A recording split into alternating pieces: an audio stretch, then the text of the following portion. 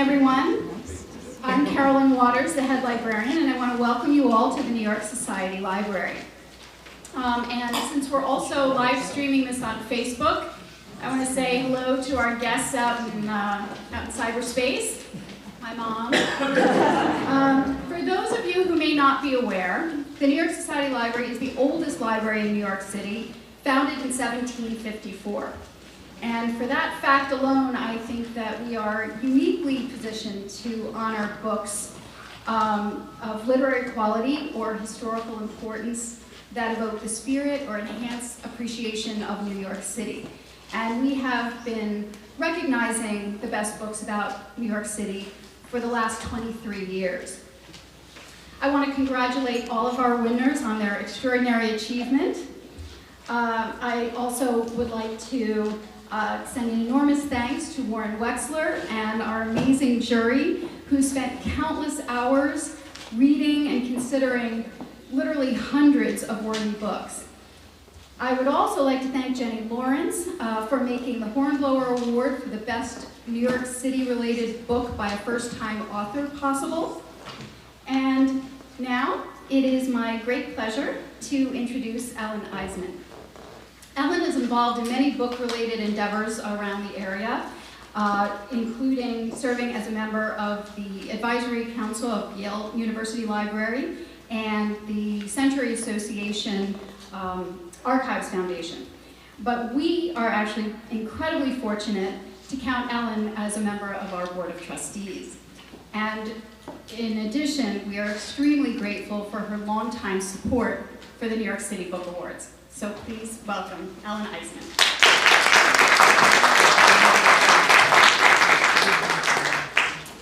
Thank you, Carolyn, for that very kind introduction. Last year at this ceremony, I spoke about the solace of books and the sense of community this library provided as an antidote for a disturbing time when bizarre notions of fake news and a wave of anti-intellectualism were seizing hold as the new presidential administration dug in. This year, I thought I would take a different tack, but my mind kept returning to the idea of nonfiction works of high quality as a rebuttal for mistruths in a still fragile political environment, and literature at its best as a nourishing escape from the Orwellian world we seem to have to live in. These past 15 months have been so off-kilter that I especially value this library as an oasis where camaraderie and intellectual pursuit are found. When so many thoughtless things are being said outside its walls and thoughtless actions taken on the world stage, the library is a venue for thoughtful contemplation by readers and reasoned work by writers. I'm very pleased to sponsor these awards. We're heading now into our 7th year, and to help showcase authors who care deeply from different angles about our city. The jury, as Carolyn mentioned, has sifted through, I think it's 140 entries to come up with a stellar list of 6 winners. To talk about the jury process, please welcome with gratitude the jury chairman, my friend Warren Wexler.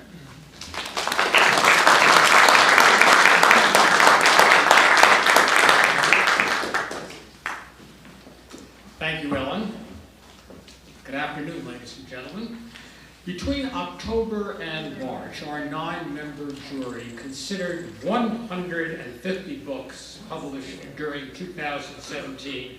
In the course of choosing 6 volumes we decided were worthy of commendation.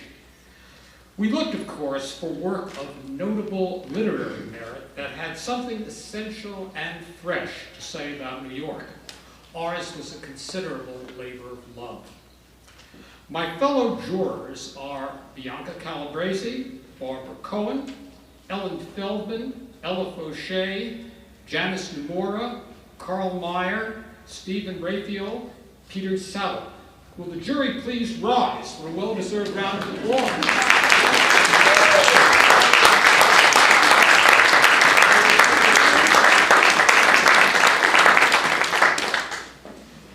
The hard work of others enabled us to serve our purpose. Katie Frickas of the library staff continues to be indispensable in organizing and overseeing our jury's work.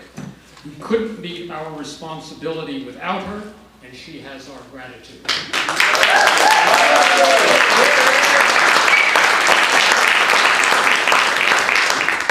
Head librarian Carolyn Waters demonstrated the library's commitment to our enterprise by sitting in with us for several jury sessions. We're grateful for her interest and wise procedural comments. 3 of our jurors are leaving the panel, each having served with notable dedication for several years. We'll miss the perceptive readings, witty observations, fluently expressed opinions, and fine company of Barbara Cohen, Ellen Feldman, and Pete Salmon.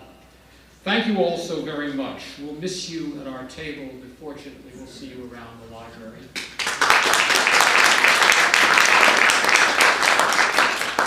And thanks, of course, to Ellen Eisman, whose generosity, love of the city, and deep feeling for this very special institution makes our enterprise possible. Now to present the first award is juror Carl Meyer.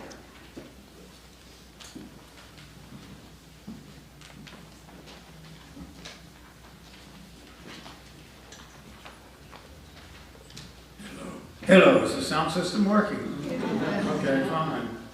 Oh, it's my pleasure to introduce Mike Wallace. Let me stress, not the 60 Minutes Mike Wallace, nor the Philadelphia Eagles receiver Mike Wallace, but Professor Mike Wallace, the distinguished professor of history at John Jay College of Criminal Justice at CUNY. And he is the co-author of our prize-winning Greater Gotham, a history of New York City from 1898 to 1919, which then went on to win a Pulitzer Prize. Let me make my own credentials clear. First, in today's online jargon, I am a verified purchaser.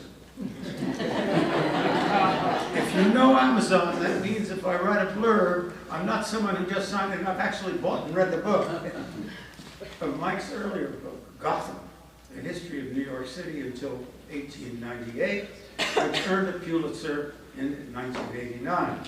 So let me quickly say the sequel is wholly worthy of its predecessor. And I hope to be around when the promised third volume makes its debut. I learned in the conversation there may have to be a fourth as well. So let me quickly also add, this is a project for which he is ideally cast.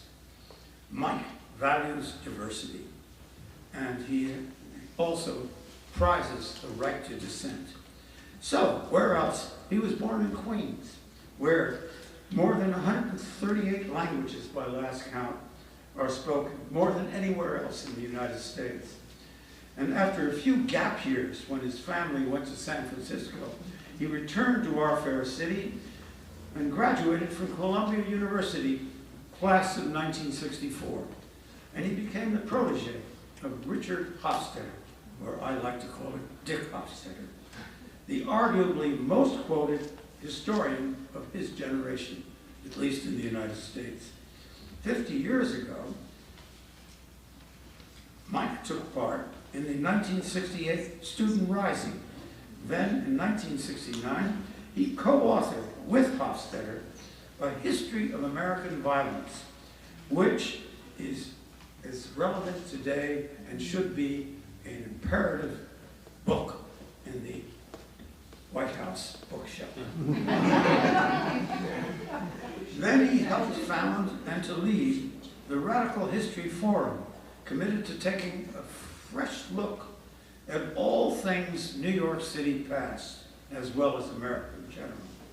And then he went on to found the Gotham Center for New York City History. All this is a prelude to his newest co-production, which could justly be subtitled 50 Shades of New York History. Here, in authoritative detail, is an account of the city's political, cultural, financial, economic, criminal, you select the subject and all the section is there. Rich's written in authoritative detail and also in a literate detail. It's very readable. And I speak with personal confidence on this score. My family lived in Sunnyside, Queens, Gramercy Park, various sites in the village, and my wife and I presently live and are pleased to live in the Upper West Side. So I have seen at least 10 shades of the 50 Shades. But let me see here an anecdote that I think Mike would appreciate, a family story, with footnotes to his own work. Exactly 110 years ago, my mother, Dvorah Narevsky, arrived at Ellis Island, along with her mother and her younger brother. And her first experience in New York was an immigration official who said, when he looked at us, he said, "Dvorah?" He said, "That won't work in New York City." He says, "You know, there's a new thing on Broadway called Wizard of Oz, Dorothy. Why don't you change your name to Dorothy?" My mother, or her mother, surrogate mother, said, "Okay." So she became Dorothy Narevsky. And as Dorothy Narevsky, she went to the public schools in New York, starting out speaking only Russian and Yiddish. And then she went, after graduating from the first 8 grades, to work in a hat factory. And the woman next to her said, "Dorothy, you can't spend the rest of your life doing this." She said, "Why don't you go to night school and apply to college?" So my mother went to night school it was then in Harlem. And she then applied to Cornell. But the secret of her application was this, and this is something I didn't see in Mike's book. There's an organization called the Lighthouse. And the Lighthouse is for the blind. It's over on 59th Street between Madison and Lexington Avenue. And at the Lighthouse, they have a program. If you agree to be the roommate of a blind person, a blind student, i.e. to read and do all the hard work, they will pay your tuition and your room and board. My mother applied. She went to Cornell. And when she was at Cornell, other girls said, "Oh, Dorothy, what does your daddy do?" Well, my grandfather was a house painter. So she would say, "Oh, he's a painter." "Oh, isn't that romantic?"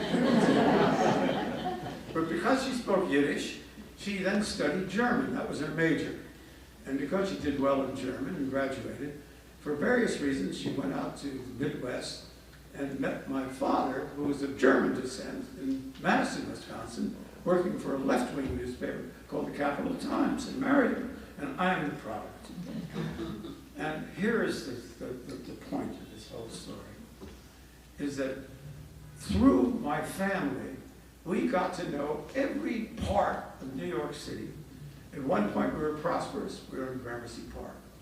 At another point, I was a young student, and I had to live in the poorest place in town, which was in the distant, remote corner of the West Village, in a barren place to live. Then, as we rose, we then went from one place to another. My mother went to Greenwich Village, until she died just after her 93rd birthday on May 1992. So that was the end of my mother's relation to it. But in all of this, a crucial point was Queens, New York. That's where my grandparents wound up. And my fault, and that's a minor criticism of Mike's book, is he doesn't say enough about the beautiful city project they had at the turn of the century, where in Queens, and Jackson Heights, and elsewhere, they developed these wonderful towns. One of them was in Sunnyside, and that's where my grandparents wound up. And then, after they did well there, they went on to elsewhere in New York, and of all places, Harlem, which then was a multi-mixed country, like, in which they were in an apartment with the very first elevator, one of the very first elevators in New York City, in East Harlem. So I have all of these things together, And as I read the book, I said, my God, there it all is. There is this wonderful city, and here is this wonderful man who put it together into a memorable book, and I am glad to yield the contract at this point, the podium at this point, to Mike Wallace. Where is Mike? Here he is.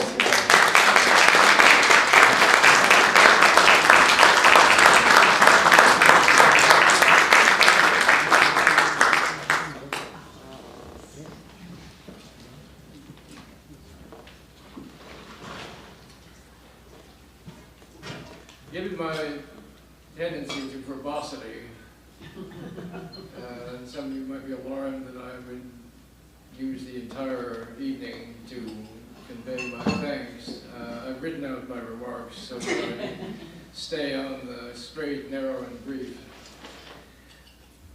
I want to thank the New York Society Library first for honoring Greater Gotham, as it honored its predecessor volume nearly 20 years ago.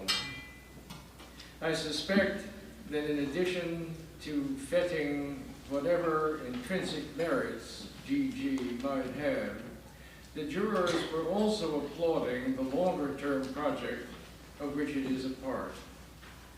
If so, it would be particularly appropriate, as this library is itself a long-distance runner, still going strong after 265 years. An astounding demonstration of staying power in a city that relentlessly demolishes its past. That longevity in turn gives its judgments a cultural and civic authority that makes me appreciate their accolade all the more. Thanks next to my wife, Carmen Buyosa. Carmen, raise your hand. There we go.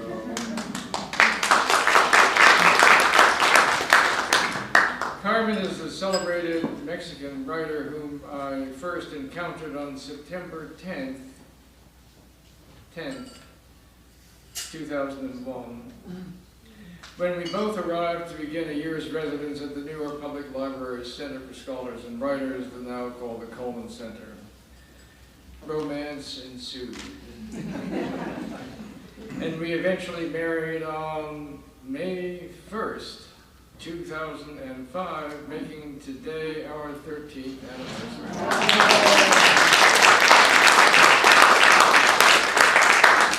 Carmen has not only provided me with the essentials that sustain long-term endeavors, love and solidarity, but her torrential creativity has been a constant inspiration.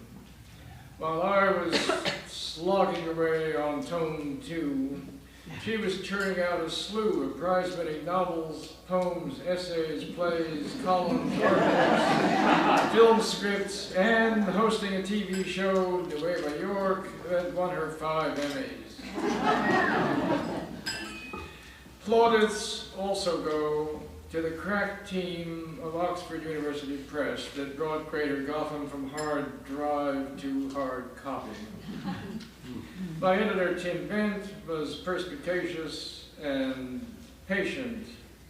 The production and design team, effective and creative. And Nico Fund, OUP's president, presided over a process that produced a thing of beauty. As one, now I'll add, verified purchaser on Amazon commented, quote, "The physical copy of this book I purchased is absolutely gorgeous. Lovely paper, beautifully typeset. It deserves to be savored as a physical object."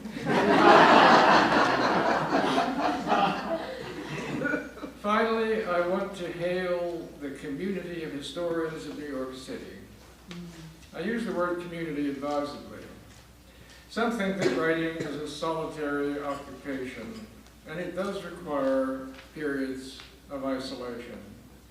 But writing history also requires staying in touch with a network of compatriots, keeping up with the fruits of their research, being aware of their debates and over-interpretation. Most who study New York's history are based in Gotham itself, but in scholarship, as in most arenas of life, the internet revolution has exploded geographical boundaries. Hunched over my keyboard, I've been able to access a worldwide matrix of resources. So my final and fathomless thanks go out to those who have produced the books, articles, blogs, and dissertations, without which this history would have been literally unthinkable. Thank you.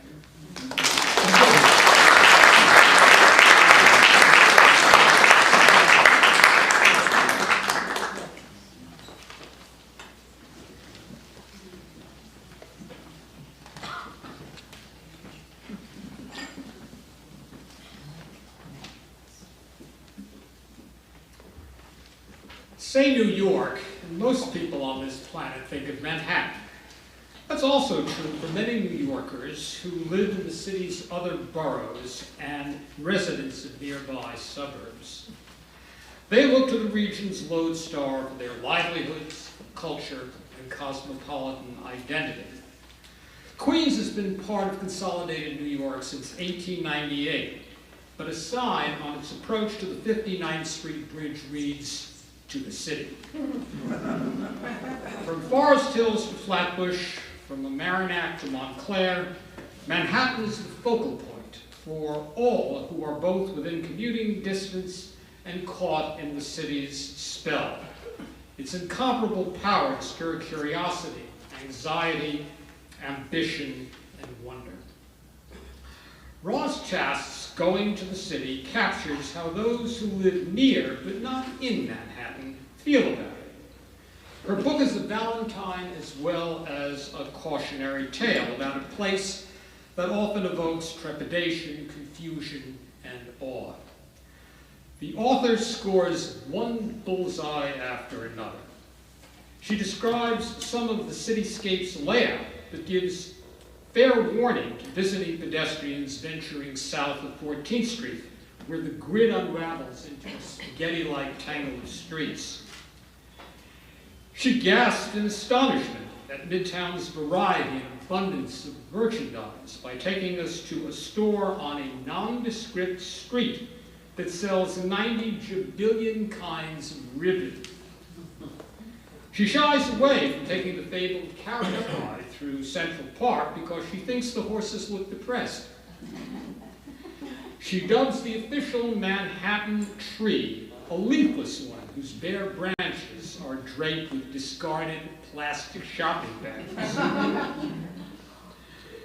She warns us off sitting down mindlessly in an underpopulated or vacant subway car.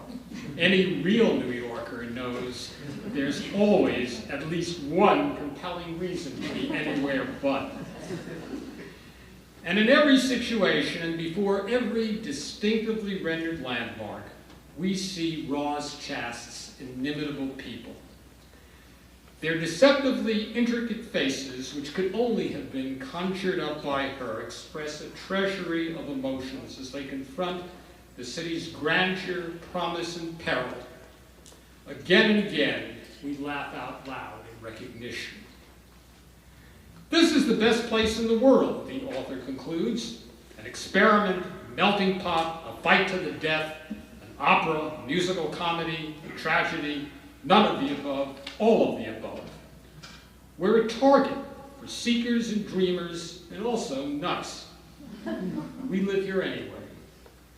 Roz Chast has written and drawn the truth about New York and made it hilarious. She calls Going to the City, and I quote, a thank you letter and a love letter to my hometown and New Yorkers everywhere. We thank her with this New York Book Award.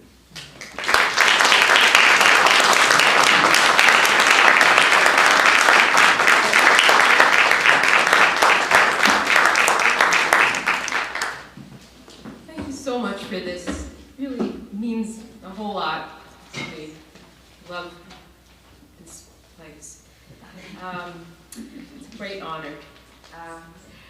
You know, the book is actually called Going Into Town, which is what my parents used to call it. Everybody I know called it, when I grew up in Brooklyn, and everybody I know called it, you want to go in, you want to go, wow, you want to go into the city?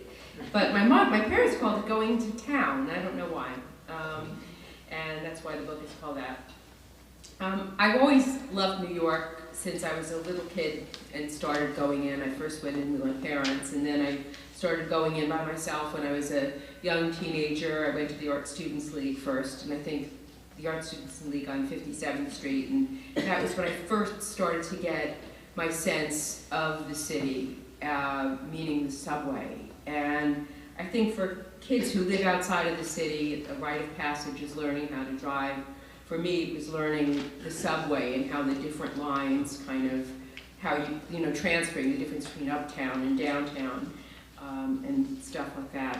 And the book was initially written, sort of sprung from a pamphlet that I had written for my daughter, who was going to school in New York. She was going to the School of Visual Arts, and my husband and I lived on the Upper West Side for a long time. We had one kid, we moved to Park Slope, and we have two kids who moved out to Connecticut. So she actually had no idea of the layout of the city. And I still remember before she went off to school, I was trying to explain to her the layout of Manhattan, and I was telling her how great it was because it's really like a grid, you know. I mean, above 14th Street, you have your avenues and you have your streets, and so if you want to go from 42nd Street to 44th Street, you walk up 2 blocks. And she actually said to me, "What's a block?" So that's why I made this book. Anyway, I wanted to talk a little bit also here about E.B. White, whose book on New York is really, if you haven't read it, it's the best book on New York ever. It's called Here is New York. And there were so many things in that book that I just thought were so spot on and so brilliant and wonderful. But one thing he said I really related to. He said there were 3 types of New Yorkers. There were the natives, the people who were born here, to whom the hustle and the bustle and the congestion and the craziness, they just sort of take it for granted. It doesn't faze them. There were the commuters who lived outside of New York, who came in every day on the commuter trains and then left. And this group, the commuters gave New York its tidal energy, this flow in and flow out. And the third group were the people who came from elsewhere to find their dream, to live their dream. And I feel like I've been a part of all of those 3 groups. I'll just close with saying that as opposed to Frank Sinatra, who said, that horrible, horrible song about New York, which I hate so much. I really, it gives me like a complete, like, nauseous and that if you can make it here, you can make it anywhere. I feel 180 degrees opposite. I feel like New York is the only place that I can make it. For so many reasons, not the least of which is that I really hate cars. I don't like to drive. I didn't learn to drive until I moved out of New York, and I had to learn, and I hate that. I don't really like the outdoors except for Central Park. I like to read, I like to be indoors. My politics are left of center. Mega churches really freak me out. This is really the only place that I feel like I can live. So anyway, thank you again. It's really greatly appreciated.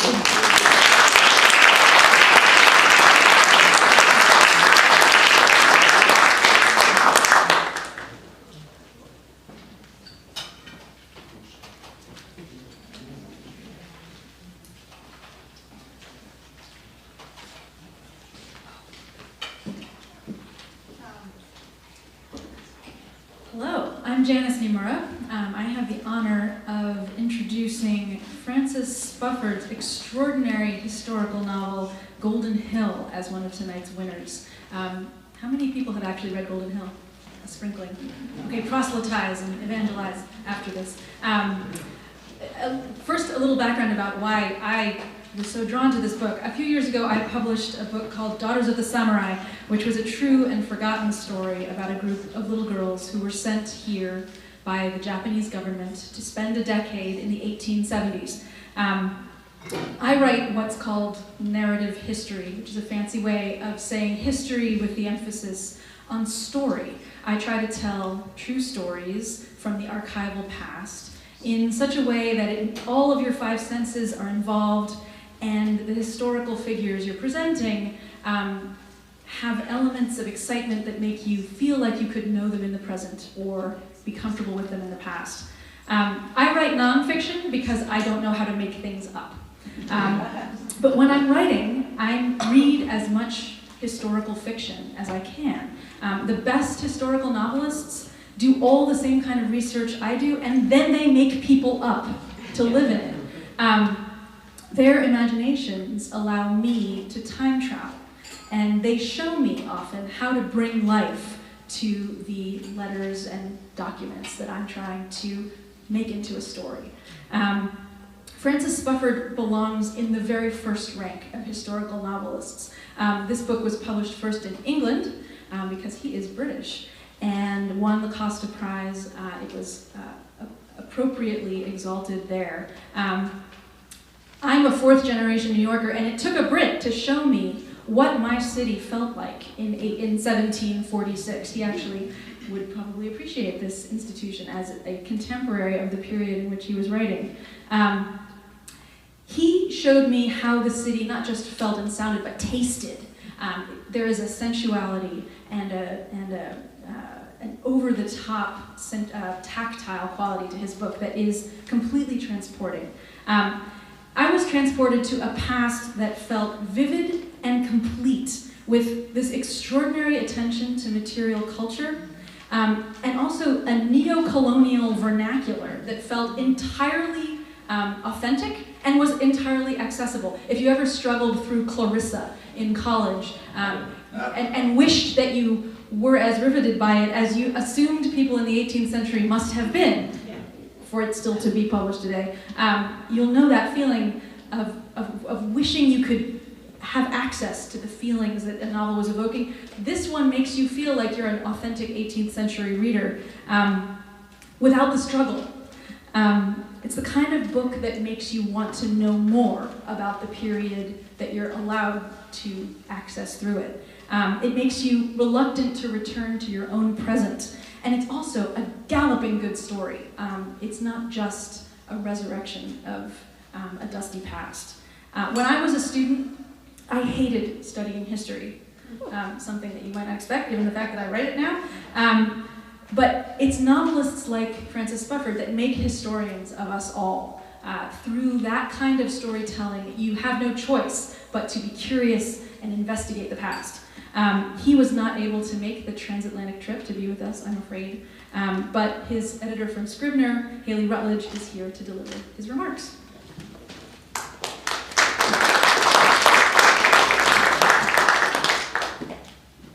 Francis wasn't able to be here, but this is what he would like to say.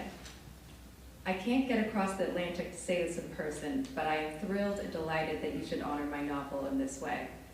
And in particular, delighted that Golden Hill should be honored by a society which is itself the living representative of Old New York.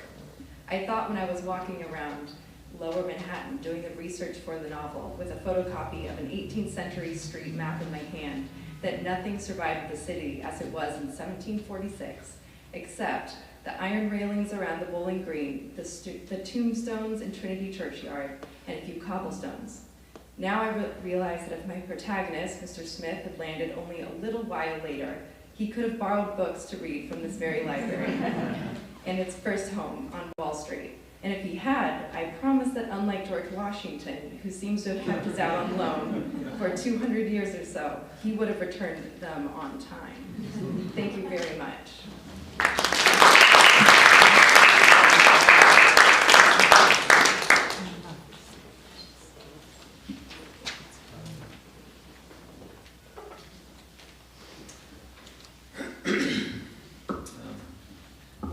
If you're like me, you probably think of Art Deco more or less the way people tend to think about Zen or string theory. You kind of know what it is, but you're just as glad nobody ever asks you to say exactly what. Is Art Deco the same thing as Art Moderne? Futurism? How about Bauhaus? Well, here's Anthony Robbins to tell us it's all right, it's not our fault. Because as he explains on the first page of this wonderful book, no architect or designer ever actually set out to do Art Deco.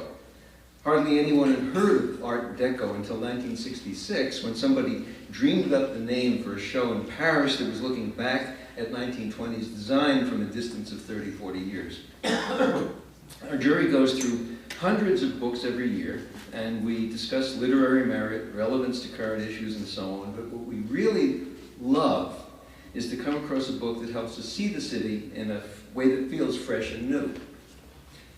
What Tony Robbins tells us with enormous, contagious enthusiasm is that New York's Art Deco buildings, above everything else, perfectly embody the energy, ambition, and optimism of New York in the 1920s and 30s, when it was becoming the metropolis of the world. The luxury skyscrapers were the big deal, of course. The Chrysler Building, the GE Building, and their cousins. The designers embraced an aggressive, ebullient, vertical style that had room for influences ranging from Art Nouveau and Southwest Indians to King Tut, and above all, the New York City construction codes. But it turned out that many of their geometric polychrome design elements also lent themselves very nicely to the much cheaper commercial buildings and six-story apartment houses that were going up by the thousands all across New York in the 30s. The result is that once you've been alerted to them, you can find surprising and delightful specimens of Art Deco around almost any corner. And Tony Robbins is amazingly good at both the alerting and the finding. There's something else too. His book is strikingly friendly. On page after page, he in effect takes you by the elbow and carefully shepherds you to exactly where he wants you to be. Here we are on page 123, for instance. We've just visited Bloomingdale's, and we're about to go to 57th Street and see another Art Deco masterpiece, the Fuller Building.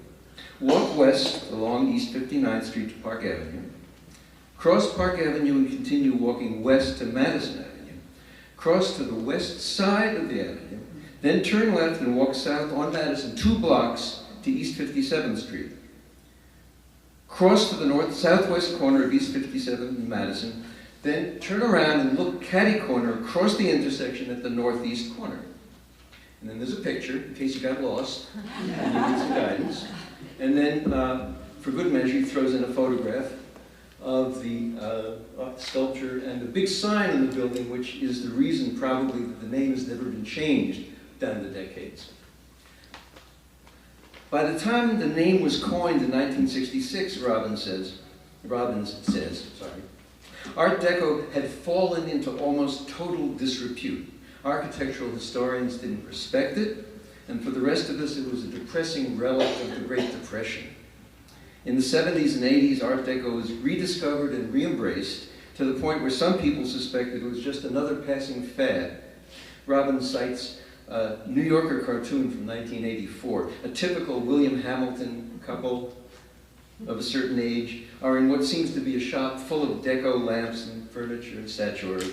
And the man is saying, do you realize we're living through the second time people got tired of Art Deco?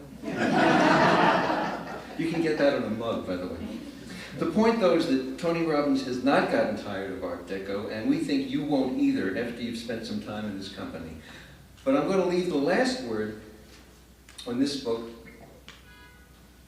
to an old friend and a great friend of the New York Society Library, Christopher Gray, who said, if you thought you knew Art Deco, as I did before I read New York Art Deco, then buy this book and be surprised.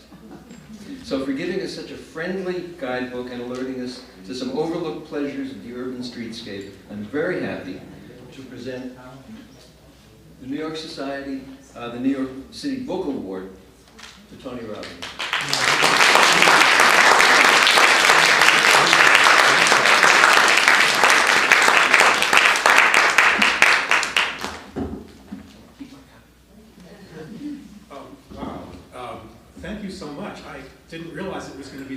impressions that we're going to get. Thank you all, to the jurors, to the library. I had no idea this was going to happen. I also have to thank John Taranek, who's here somewhere. I saw him before. There he is. The legendary John Taranek, who drew the maps for the book, really as a favor to me, and made it so much easier to use. I wish Randy Juster were here. He did the fabulous color photos in the middle of the book that are just, they're knockouts. They really are. And now I was in graduate school in London 40 years ago, and I picked up a book about New York's cast iron architecture by the legendary, again, Marco Gale. And I showed it to one of my fellow students who was British, and she looked at it and she said, "Oh, I guess New York's becoming an historic city." Okay, I think we've always been an historic city, but I think what she really meant was we were beginning to realize that there was history here. And when I came back from graduate school, I wanted to find everything I could, and there was nothing. There were very few books. There was the AIA Guide, which had gone out of print, the first edition. There was the Columbia Historical Portrait of New York. There was a Bicentennial Project. There were some Dover reprints. And that was pretty much it. So here we are 40 years later, and the jury looked at 140 titles about New York just this year. We are an historic city, and it's a wonderful thing. So thank you so much.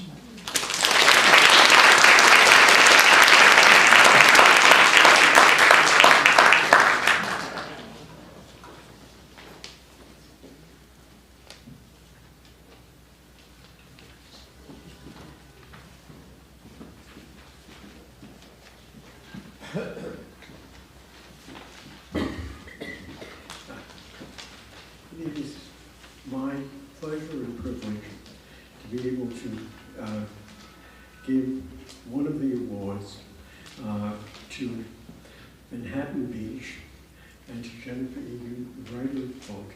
And I'd like to talk for a few minutes about a couple of things that are interesting about the awards and why they're important awards, why we need awards for these things. And I think they really come down to three things. We want to honor people who have taken the time, the love, and the devotion to write these books. We want to make other people in the society and elsewhere aware of the books so that we can transmit the pleasures that we have had in reading it. And we want to encourage other writers to spend time to research, to learn about our fascinating city as it is. Now, if you were to look at the bulk of the books that have won awards in the past, you'll see that nonfiction has generally overwhelmed fiction in doing this. And of course, there's a reason. New York City is a real place, and it has thousands of stories to be told that are fascinating and continues to do. But I would like to give sort of following up on Janice's remarks, I'd like to give a spirited set of comments about the need for fiction. These things. To me, what fiction does is it creates an overhang in which you can sort of put all of your thoughts in. It gives you a way, a framework to do this. And a really good writer manages to do that and to captivate your interest. And we're very fortunate in New York to have people who have written nonfiction books that are now classics and monumental. We're very fortunate to have Mr. Wallace here, who is now finished his second book on this. We're very fortunate to have had Robert Caro, who maybe wrote the single most interesting book about New York's politics and mechanisms. In the 19th century, we had the inimitable Phelps Stokes, who wrote the Iconography of New York, which is probably the most comprehensive putting together of the city in one place. And in Brooklyn, we have a relatively unknown person, Mr. Stiles, who wrote The Great History of Brooklyn, which is a wonderful book. But when we come to fiction, we have lots of people who've given us, they've given us a way of understanding the city. And in many cases, people who wrote this fiction fit into Raj Shast's third category of people, people who came here and became New Yorkers at a point.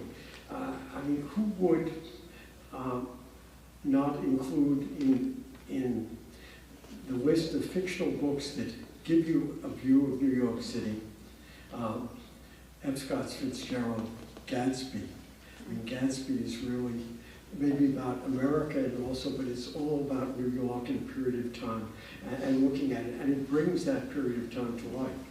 Edith Wharton gives you a picture of a somewhat earlier period of time in greater detail than anyone else has. Norman Mailer, when he wrote one of his least remembered books, Barbary Shore, wrote an incredible book about the period of time of the old left in New York City at the end of the war, and is a book today that says a lot. And of course, we have the inimitable Tom Wolfe. What can you say? I mean, if there was a book that said everything you wanted to say, and then both more and less so about the 70s and 80s, it was Bonfire of the Vanities. And what do these books do? They create images. They create images of the city that stick in our minds, that become part of us and the way we analyze things. And in some ways, they're more durable than the books that are not fiction because they tell a story and the story stays with us for a long time. But to do that, they really have to have, I think, three things. They have to have characters that engage us. They have to seem to be spot on when it comes to understanding what things were like and how true they were and how true they seemed to us. And to me, when I read Manhattan Beach, I had a couple of conflicting thoughts. My first thought was, this is a wonderful book, and what's wonderful about it is that having grown up in Brooklyn, I can envision every one of the characters in it. None of them seem to me to be anything other than real people dealing with things, and dealing with them in a way that was the outer boroughs in the 1930s, the 1940s, and the dialogue is spot on in doing that.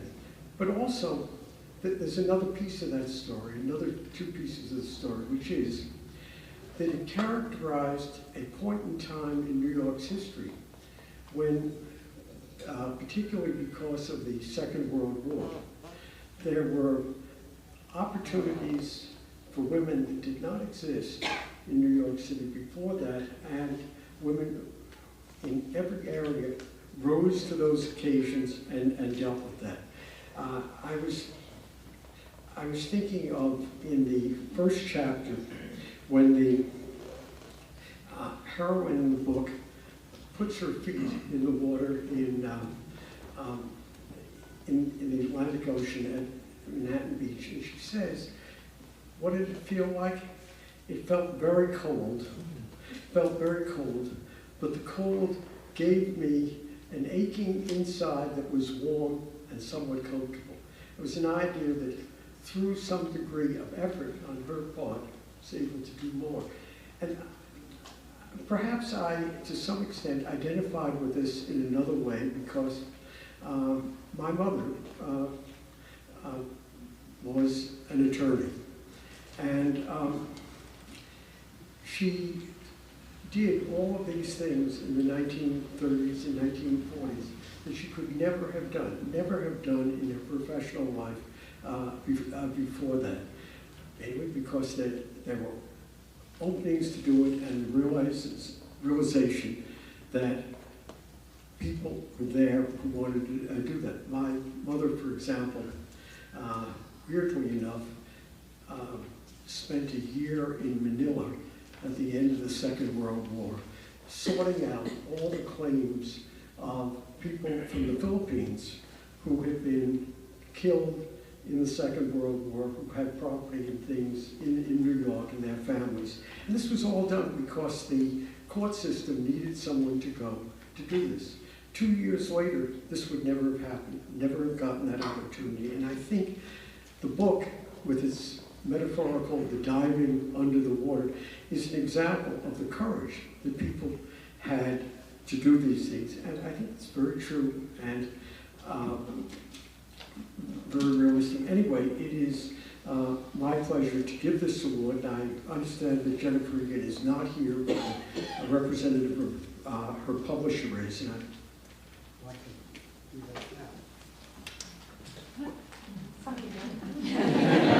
I think I've seen you before.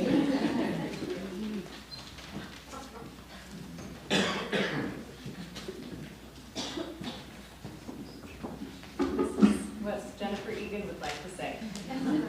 Nothing short of a trip to Australia planned a year ago could keep me away from this award ceremony. I am so thrilled that Manhattan Beach was chosen for a New York City Book Award.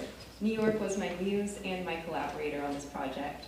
The plot and the characters came to me as I wandered through Brooklyn, Queens, and Staten Island and pored over old maps of the Bronx.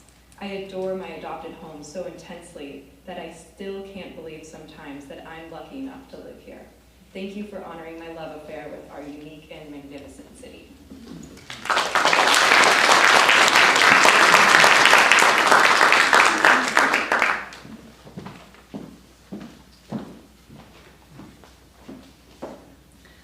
As Caroline mentioned, the Hornblower Award is given yearly for a writer's first publication in book form in any genre. And it is my great pleasure to introduce the winner of this year's Hornblower, Lisa Ko, for The Leavers. Born in New York, raised in New Jersey, Lisa Ko has returned to live in New York. And I like to imagine she starts the day, as many of us do, with the New York Times. However, some people read an article in the Times about injustice and write a letter. Lisa Ko wrote a novel. The result, The Leavers, has already received a number of accolades. The PEN Bellwether Prize for Socially Engaged Fiction, finalist for the Nationalist Book Awards, Best Book of 2017 from National Public Radio, the Los Angeles Times, and BuzzFeed, quite a media range. It's no surprise. The novel is ambitious, compassionate, insightful, and an engrossing mystery from its cagey first line. The day before Deming Guo saw his mother for the last time, she surprised him at school.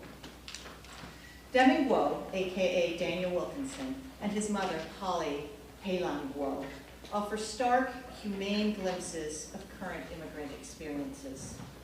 The two also enter into the annals of great mother-son relationships, recalling and challenging the family templates of the Western canon. Think Penelope and Telemachus, St. Augustine and Monica, James and Mrs. Ramsey, Little Bear and Mother Bear. But we gave The Leavers the Hornblower Prize for something more, for the alternate map of New York that it offered us resident readers. Walking in winter along Fordham Road, day trips to the Upper East Side from a sweltering Rutgers Street, the precise cartographies of Grand, Pitt, Madison, Pike, Clinton, Henry, Essex, Sheriff. Beyond the geographical, this year's committee found in The Leavers an important and profound portrait of a symbolic New York, even more evocative than the literal. Yes, New York as time-honored portal and gateway, as global icon of aspiration and success, but also the New York of memory, of childhood, of forfeiture, of loss. A New York carried internally that dominates the narrative even when the characters are no longer physically there. Quote, the subway as it shot out of the underground at 125th Street, and his mother with her arms around him saying, look! The pizzeria, the donut shop, the Chinese takeout, the shop selling rows of stiff blue jeans and dresses for $4.99.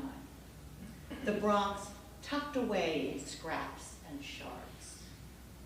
It is for this New York, the city as point of arrival, but also of repeated departures. The city is nostos, nostalgia or longing for home. It is for showing us this other New York and this singular family within it, that we are grateful to Lisa Coe, and for which we thank her with this award.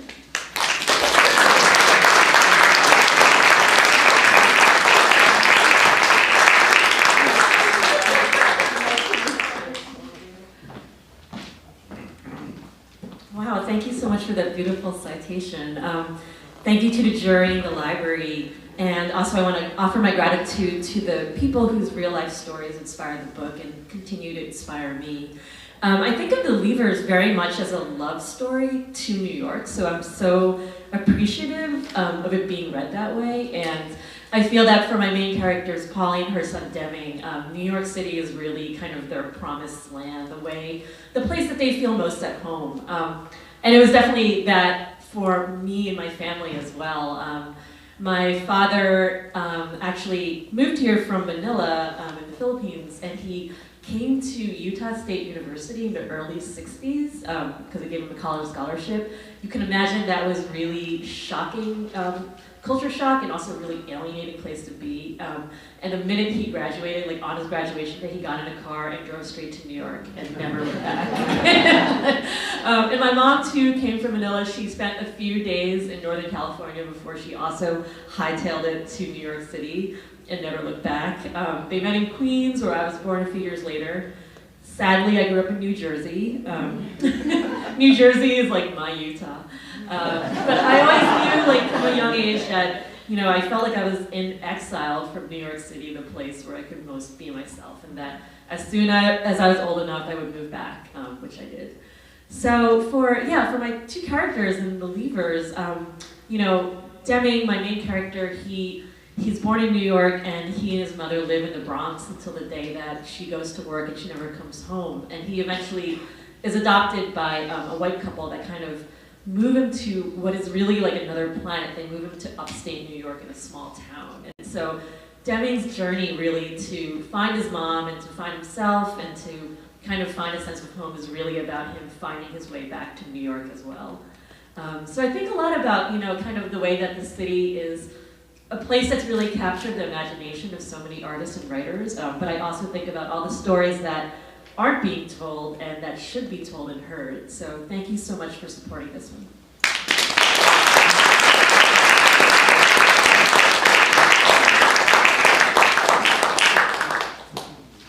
So I just want to thank everybody for coming, and we're not finished just yet because I'm going to ask Warren to come up and lead us in a toast, which if you need some more bubbly, we're gonna get you some of that. But I want to encourage you to stay and have some more wine and food, and buy some books, have them signed by our winners, and enjoy yourself. Thanks again for coming. Warren, come on up. I'd like to raise a glass first to the library, to the jury, to the winners, to the members of this library who have sustained it for more than 240